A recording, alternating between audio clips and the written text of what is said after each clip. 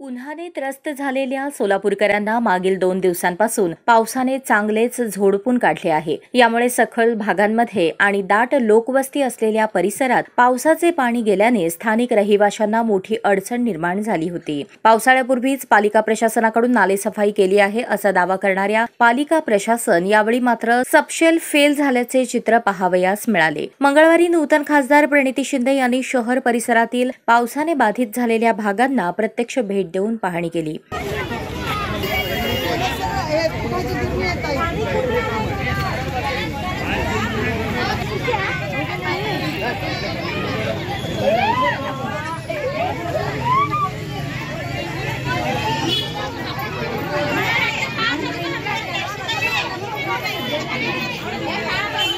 पावसामुळे अधिक नुकसान झालेल्या रहिवाशांना शासनाकडून मदत लवकरात लवकर मिळवून देऊ असे आश्वासन दिले। महापालिकेत गेले 2 वर्ष निवडणुका झाल्या नाहीत, त्यामुळे प्रशासकच आहे तिकडे, लोकप्रतिनिधी नसल्यामुळे तिकडे दबाव अभावी थोडासा हलगर्जीपणा दिसून येतोय महानगरपालिकेच्या पूर्ण कार्यात। आणि त्यामुळे काय झाले, सोलापुरात जे मेच्या पहिल्या आठवड्यात सगळे नाले साफसफाई आपण करत असतो, दरवर्षीचा हा नियम आहे की पाऊस तसं बघितलं तर सप्टेंबर महिन्यात येतो, पण काही 5 वर्षापासून लवकर येतो, तर मे महिन्यात ही नाले साफसफाई झाली पाहिजे।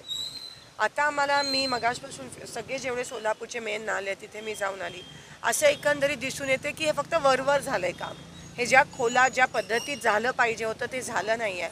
आणि त्यामुळे जो परवा पाऊस पडला, जवळजवळ 80 mm पडला, त्याच्यामुळे सगळे नाले ओव्हरफ्लो झालेत, चोकअप झालेत, ड्रेनेज सिस्टीम पूर्ण सोलापूर शहराची खोळंबली आहे आणि लोकांच्या घरात पाणी शिरलं आहे, खालून पाणी येत आहे लोकांच्या घरात। हे होतं दरवर्षी, पण हे आज एवढ्याशा पावसात एवढं लवकर झालं आहे, तर मला असं वाटतं हे महापालिकेच्या अधिकाऱ्यांनी हे थोडंसं सिरियसली घेणं गरजेचं आहे। आणि आज आम्ही ती पाहणी केली, पण पाणीच नाही, पण ते लवकरात लवकर उद्यापासून पुन्हा एकदा ते नाले साफसफाई झाले पाहिजेत। आणि काही ठिकाणी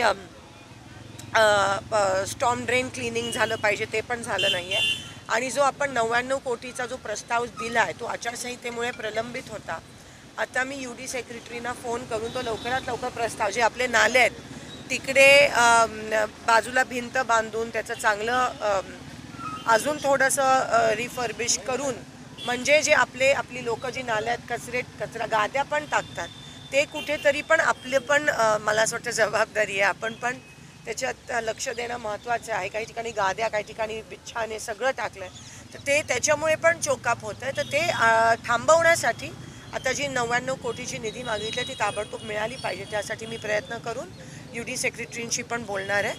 आणि उद्या 3:30 वाजता आपण महापालिका आयुक्त एक आढावा बैठक घेणार आहोत, कारण का पाऊस आहे, नाले साफसफाई झाली पाहिजे, रस्ते काही ठिकाणी खचले ते बंद झालं पाहिजे आणि पाणी पुरवठा पण सुरळीत झाला पाहिजे। त्यासोबत आत्ता 6 वाजता कलेक्टरांकडे पण ग्रामीण भागातला पाण्याचा जो प्रश्न आहे त्याचा पण आढावा, कारण का अतिवृष्टीमुळे काही घरं त्या ठिकाणी पडलेत, काही शेतींचं नुकसान झालं, ते लवकरात लवकर ती पण निधी मिळाली पाहिजे, त्यासाठी आपण मीटिंग घेतोय, आम्ही सगळे कामाला लागलो। तर खासदार प्रणिती शिंदे यांनी आपत्कालीन व्यवस्थेच्या माध्यमातून पालिका प्रशासनाने योग्य ती उपाययोजना करावी अशा सूचनाही यावेळी दिल्या। जसं मी म्हणाली, थोडासा हलगर्जीपणा दिसतोय, कारण का निवडणुका नसल्यामुळे कोणाचा दबाव त्या ठिकाणी नाही, तर GB होत असतं, महापौर असतात, एवढे नगरसेवक असतात, आता काही नाही आहे, सगळं आरामात चाललंय।